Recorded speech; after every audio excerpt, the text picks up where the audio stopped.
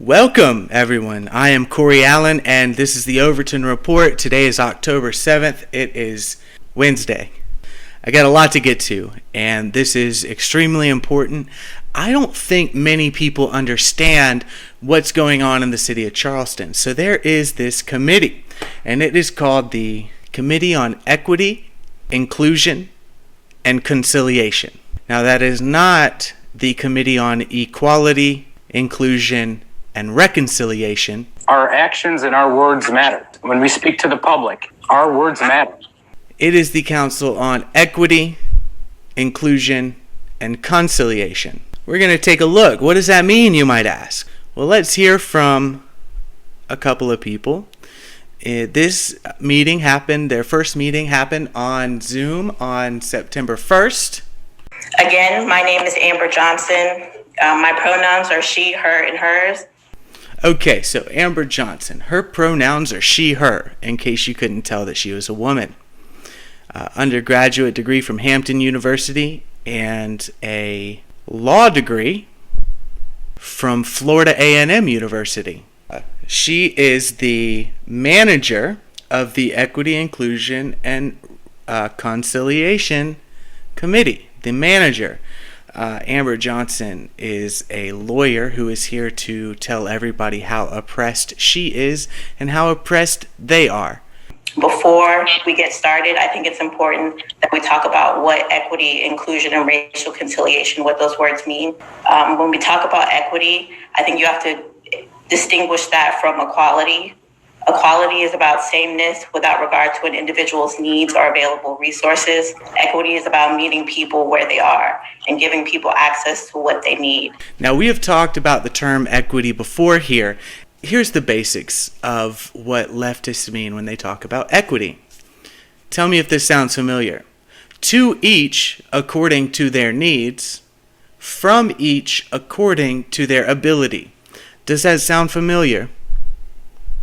It should. It's straight out of Marx and Engels' teachings.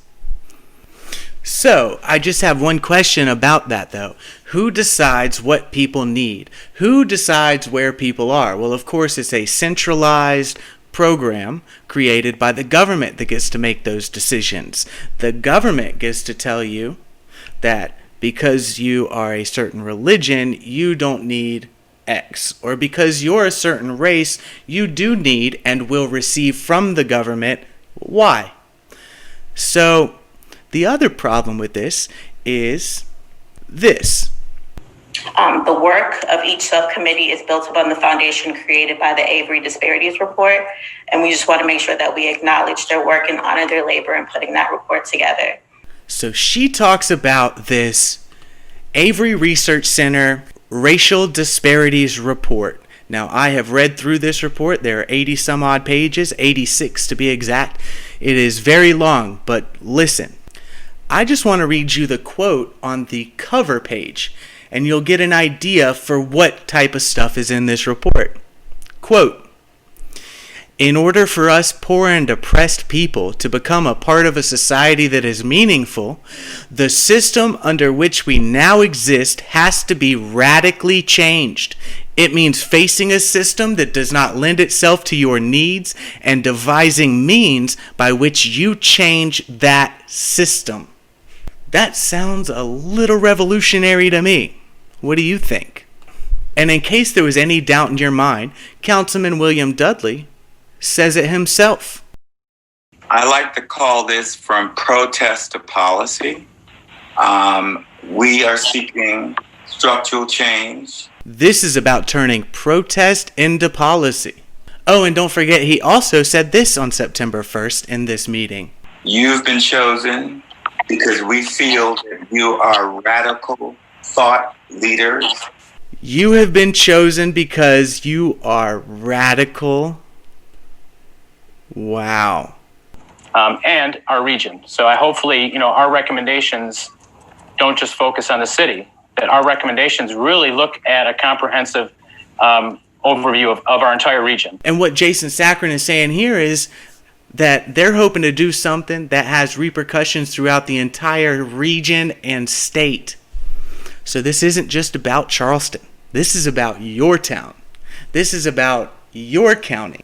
This is about turning protest into policy and about having it reach the entire region, radical change, and to each according to his needs and from each according to his ability, which is an arbitrary statement that gets to be decided by the state. Of course, we have Felice Knight here. As has been mentioned, my name is Felice Knight. I had the pleasure of growing up West Ashley in a loving home with my two parents. I attended a combination of public and private schools, graduating from the academic magnet. Went on to earn a couple of different history degrees. I guess you can say I'm a lover of history. And a PhD in African American history from The Ohio State University. I spent the last 12 years in Ohio, and I'm very excited to be back home. And that is awesome. America is such a wonderful place where a person can just, based off of their intelligence and their own merit, succeed and continue to succeed. As a matter of fact, she was so successful that she spent the last 12 years in Ohio, and now she's here to tell you why she's oppressed in Charleston, and she's here to tell the entire black community how they're oppressed in Charleston. The last 12 years in Ohio, she certainly knows a lot about Charleston and South Carolina after living over a decade in a different state, not even a bordering state. Wow. Here's where, and I'm working on an expose that's going to be quite long. I'll have it up on the website, hopefully within the next few weeks, because there's just so much here, guys. There's just so much here. Now listen. Excuse me, Michael. What's the name of that subcommittee again? That committee? We're the actual criminal justice reform. Do we have space for one more person if recommended to your committee, Michael? We actually do, to be quite honest. If you don't mind, Chairman, let me discuss this. There's a young man who has been involved with a lot of the marches that ensued, from May 30th, actually up until the day. He's a 28-year-old activist, and I'm trying to get him to the point of basically, instead of yelling at him through a bullhorn, get him to the point of actually coming and having an effect on policy. Are we talking about Jason or Justin? No, I'm talking about Austin. Okay. Austin Bennett. Now, here is the criminal justice reform subcommittee of this Equity, Inclusion, and Conciliation Committee. Now, Councilman Waring asks Mr. Better if they have room on that subcommittee for one more person. And that one person that he's referring to is somebody who's been out there protesting. Because remember, this is about turning protest into policy. And Michael Better says, is it Jason or Justin? So he's referring to Jason Jones and Justin Hunt, both running 501c3s that are not registered with the Charities Division and cannot legally ask for donations, although they continuously do almost daily. Councilman Waring says, you know what? No, not either of those two upstanding young citizens who accost people quite often on the streets of Charleston. No. We're talking about Austin Bennett. Austin Bennett, a councilman in Charleston, has placed Austin Bennett on the Criminal Justice Reform Subcommittee on the Council of Equity, Inclusion, and Conciliation. Now, Austin Bennett is the man who was down there the first time with the AR-15 that ended up doing this.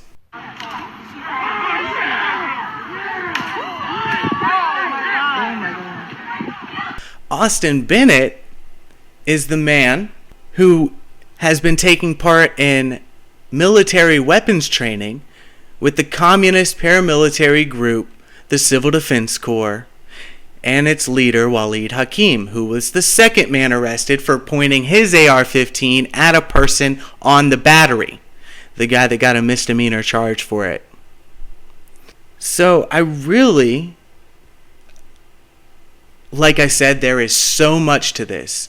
But this is so important that I really needed to get something out to you guys, because you deserve to know what's happening in these committees. And these committees, they're not talking about maybe we'll do this, maybe we'll do that. They have been given carte blanche to create policy, and the council will then vote on it without question.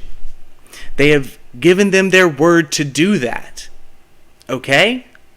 So listen, we have admitted Marxists and leftists talking about Marxist ideals, equity, to each according to his needs, from each according to his ability, decided by the state, so the state gets to decide who gets what and for what reason.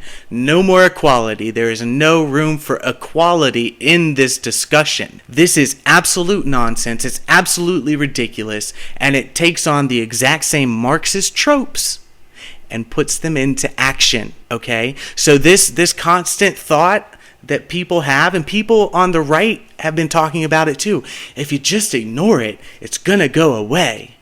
No, it's not. If you just ignore it, they're gonna turn those protests into policy. They just told you that. If you just ignore it, it's gonna get worse and worse. They're gonna continue to take your liberties bit by bit. They're going to say, well, this group deserves more. This group deserves this taken from them. We've seen this in Venezuela recently. We've seen this in Cuba this last century. We've seen this in the Soviet Union. We've seen this in Nazi Germany. We've seen this. We even saw this back in 1789 in France. Why are we allowing our own city to go down this road too? Why are we allowing the state of South Carolina and the United States of America to go down this path without the least bit of resistance? They're not playing. I believe them when they tell me what they're going to do. And I think it's time that you start believing them when they tell you what they're going to do. We'll have more on this tomorrow. My name's Corey Allen, and this has been the Overton Report.